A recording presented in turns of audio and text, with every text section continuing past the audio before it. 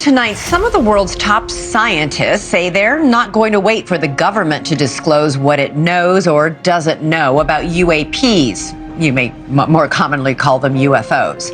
This new group is called the Soul Foundation, and it wants to study the phenomenon using hard data and begin outlining pathways forward for research and how to harness the non-human technology they fervently believe exists.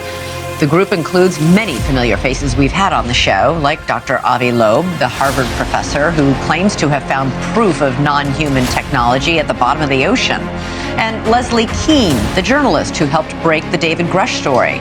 The group also includes the man we introduced you to last night, Tim Gallaudet. He is a former Navy admiral and scientist who believed there is a military UFO cover-up.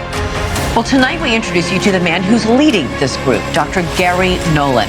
He talked exclusively with News Nation's special correspondent, Ross Coulthart. You're pretty upfront about this. I know you have been with me in the past. You think there is something real out there and it's non-human. You know, the circumstantial evidence basically has me convinced that it's well worth my time to spend looking at it. Dr. Gary Nollan is a world-renowned immunologist, a professor of pathology at Stanford and a biotech entrepreneur.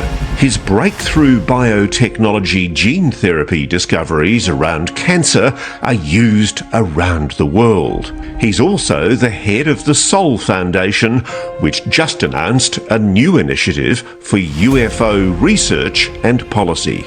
The statement of intent for Soul is that you aspire to be a serious, well-funded, cutting-edge academic research into the nature of UAP and their broad cosmological and political implications. How do you do that, though, with something like UAPs, which is so intangible? Where do you start?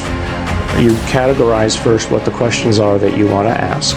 Once we've put all of the data into the right categories, we then say, okay, well, what of this meets academic standards and criteria of excellence? In the same way, military pilots testified to Congress that they've felt discouraged from reporting unexplained sightings, be they alien or otherwise. Nolan says that same stigma exists in the scientific community. There's plenty of people who I talk to behind the scenes who are academics, mainstream academics. They just don't want to talk about it yet because they feel that the stigma is still too high. And Nolan says he believes researchers, not the government, will have to spearhead the effort to explain UFOs in ways all of us can understand. There's something that they're trying to hide, right? And you have the people who've come from within the government who've said it, that it's real. And then you have the government twisting itself into pretzels to try to not admit what's going on. You can't wait for daddy government to tell you what you think you already know.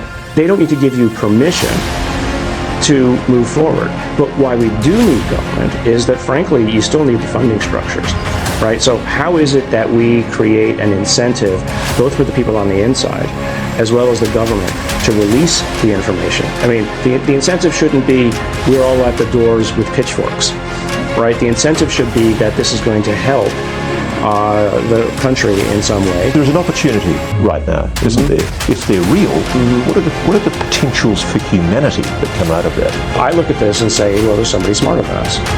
And so I don't think that I'm going to have an anti-gravity craft, before the end of my existence. But what I do see is a new way, perhaps, to think about the universe.